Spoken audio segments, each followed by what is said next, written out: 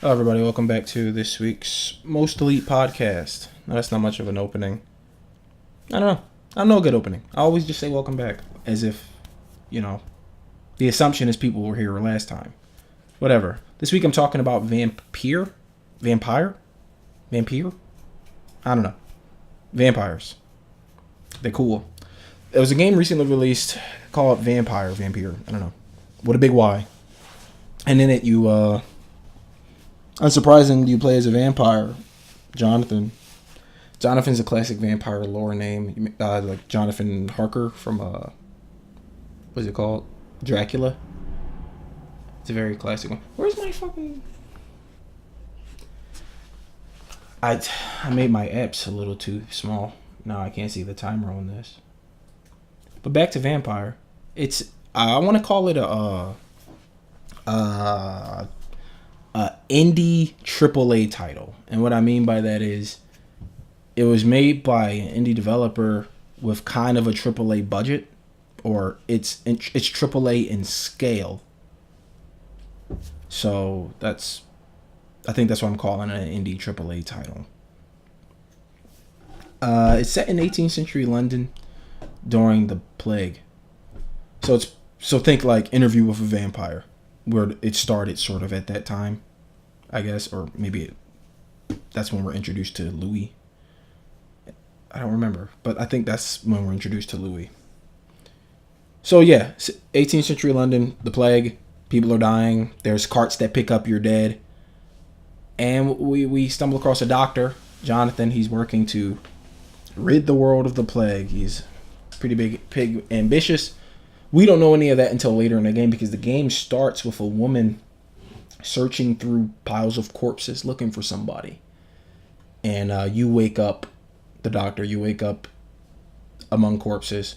At this point, you've already been turned, and you bite the woman, killing her, and you begin to flee because people see you do this and are like, bloodsucker. The people in this world, in this game, they know about vampires. They know you exist, and they actively hunt you to try to kill you, which is pretty neat. As vampire hunters, you don't meet one of like Van Helsing level status, but there is this like Templar guy who I guess, is that status. I don't know. He was cool. He used holy light to fight you. Like he literally was summoning holy light during the fight. I'm like, this guy's pretty close to God, because he just summoned holy light to fight you. And yeah, that's our story. We wake up dead. I mean, scary movie. How you wake up dead? In this game, you wake up dead. You're a vampire. You bite a woman who turns out to be your sister. You feel regret, and then you escape. The sun comes up and you go to sleep, and then that's the cold open. The cold open is that wake up, bite and kill your sister, run, kill some guys with a sword or something you pick up, and then go to sleep in a bed. Jonathan gets a gun and he shoots himself in the heart, and then he wakes up again and the game starts. He's like, okay, so I can't die from conventional means. I guess I'm a vampire. He doesn't ever acknowledge that because he's a man of science. He just thinks he has some sort of affliction, something he can cure. And you spend the rest of the game pretty much trying to figure out this vampire affliction and trying to cure it. There's a lot of intrigue in this game, a lot of Illuminati shit. But mostly I like it because it's really gothic. It's really rainy, it's dark.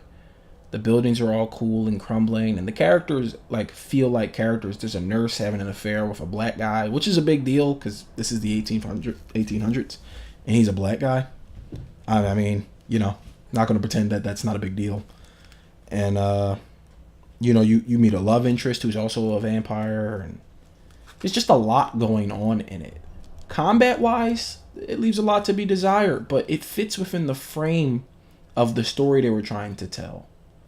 I myself like the combat in Vampyr. It's really slow. You really gotta pick what you're doing and do it, because there's no you can't really interrupt attack animations unless you like Vampire Dash or whatever. You turn to mist, which is pretty cool. And as classes of firearm weapons, you just get the pistol and shotgun, and then one-handed weapons like swords, and then two-handed weapons like clubs and staffs. Two-handed weapons are stronger, swing slower. One-handed weapons are faster and allow you to use a firearm simultaneously. So you can shoot and swing, which is great. When you're shooting enemies, You stun them, you can stun them. Enemies that are stunned, you can then suck their blood, refilling your health when you level up like that, or refilling your stamina. If there's several level up trees in the game that you choose how you play. The cool thing about it and the uncool thing about it is a lot of the powers are locked behind blood intake. All the powers. So there's a morality system in Vampyr, and I know those went out of style a while ago, but there's one in Vampyr.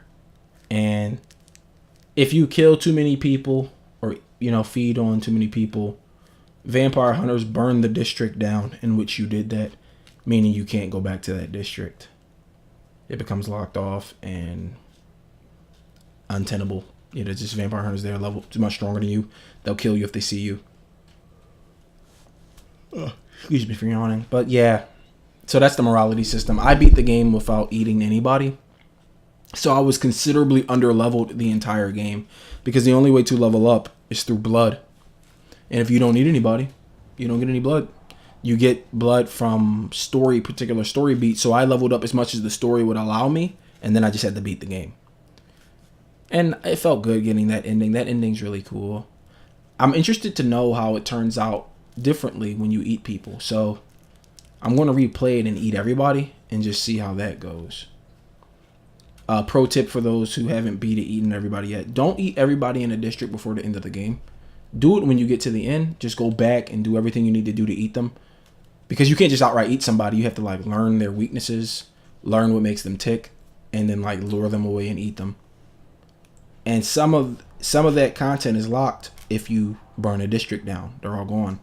So try to do it right before the last chapter. Just go back and then eat everybody and then level up to the maximum. I think if you eat everybody, you can get every power. I didn't have access to every power. I had level 1 powers the whole game. Level 1 everything. Except the firearms. Those I can just level up because they're guns. You get parts. So I just leveled up all my guns. I had max guns and, max weapons. But as far as my powers went and my health and stamina, all that shit was level 1 pretty much the whole game. Making it very difficult. I got beat a lot because some of the bosses are kind of hard to beat. The only boss that's hard to beat is the last boss, the Blood Queen or whatever. She's incredibly difficult to beat. And hold on a moment, guys. Yep, sorry about that. So yeah, I don't remember what I was saying, but Vampyr, it's really fun. I think I know a lot of people were hesitant going in because, as I said, it's not a AAA game; it's an indie game. And it was built to scale with AAA. So there are things missing that a normal AAA game would have that you would expect, like fast travel. There's no fast travel in Vampyr. You have to run to each district. Now, you're a vampire. You're pretty fast, so it's not too bad. But the enemies all respawn. When you leave a district and come back, the enemies are there. And some of them, as I said, for me, they were far stronger than I was. I beat the game without eating anybody, so I just did not level up. And that made a lot of encounters harder than they had to be. So running back and forth to places, I had to learn little cut spots or ducky spots where I could hide from enemies. Because if I can get me. Fuck, I'm not strong. They spot me, they got me. And yeah. So there's no fast travel in Vampyr. The weapons are very limited in scope. You get the one pistol that you can level all the way up. Not one pistol. It's a couple of guns you get, but it all kind of feels like one gun, one item. And I'm not taking a dig at Vampyr. I like it. It's not a lot in it because it's not a AAA game really. Recently, the developers, I guess people were complaining. I don't know the real reason. This is me talking out of my ass. But I think people were complaining that the combat was too hard, which it isn't. The combat's really good if you master. The combat's a set piece. And if you master that piece of the game, it makes the rest of the game really fun. Regardless, people were complaining how hard it was, I think.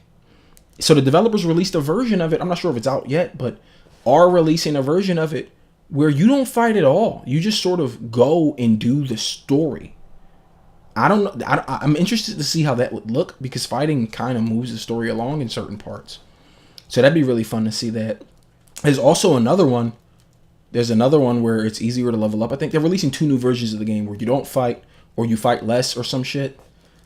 I don't know. That'd be interesting. So I'm going to have to turn it back on and check that out because I'm already done with the game. I just got to beat it again and eat everybody and then I'm truly done with the game. But I did really enjoy it. For anybody on the fence, just go pick it up, rent it, I guess. I don't know.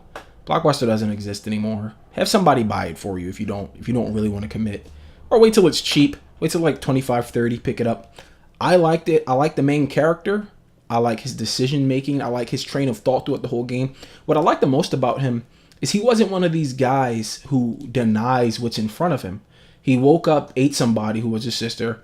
He's told by an elder vampire, yeah, you're a vampire. And he's not like, I can't fucking believe it. I'm a vampire. He's like, oh, word? Cool. Guess I'll go work on being a vampire then. And then that's just the rest of the game. You know, he gets mind control powers because vampires can influence you. So there's certain dialogue options you only unlock by influencing the minds of your victims and shit like that.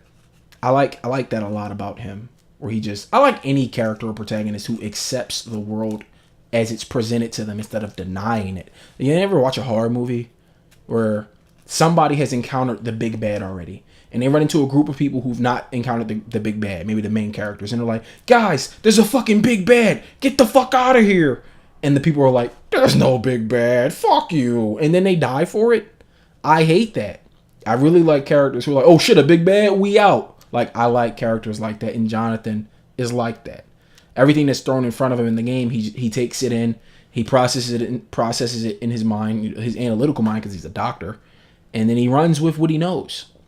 So that shit is cool to me. I mean, I don't really have much else to say about Vampyr. I really just wanted to put this video out because I haven't put one out. I'm going to do an in-depth. The reason this video is so short is because I'm going to do an in-depth Spider-Man piece. I just beat Spider-Man. I got almost everything. I'm missing the undies costume, and then I'm done with the game until the DLC this month. So I'm going to record some video of me swinging and beating people up, and then I will talk about Spider-Man. Maybe I will have a guest. Maybe Nishi. Maybe Marlon. Maybe Steve. I don't know. Maybe Mike. He likes Spider-Man. So that's why this video is so short, because I'm really focusing on my other project, which is Spider-Man. But now that it's beat, I'm going to do that. So that's probably this week. Not by this week, I mean after this weekend. And then I'll upload that and we'll have something new to talk about. Anyway, thank you for tuning in to this very short, but I think informative video about Vampyr. If you were on the ropes, go buy it, or as I said, rent it or something. Wait till it's cheap. It's really fun if you master its systems. If you don't master its systems, you actually will struggle with the combat, because the combat is very intricate. It's not, you can't just run in guns blazing. You're going to get fucked up. Because a lot of the enemies aren't vampire hunters with guns and shit. There's like werewolves and other vampires that will dominate you in combat. So, yeah, Vampyr. It gets a passing grade from me. I'm not ranting and raving about it. But it was everything I hoped it would be when they announced it originally. And then it got pushed back in that whole saga. And that disappointed me. And the final product, I think it's alright. I really like it. It doesn't earn any demerits. No fast travel. If I got to take some strikes, fast travel. Aside from that, great game. Alright guys, thanks for tuning in. I'm going to do Spider-Man. So, thanks for stopping by. Bye-bye.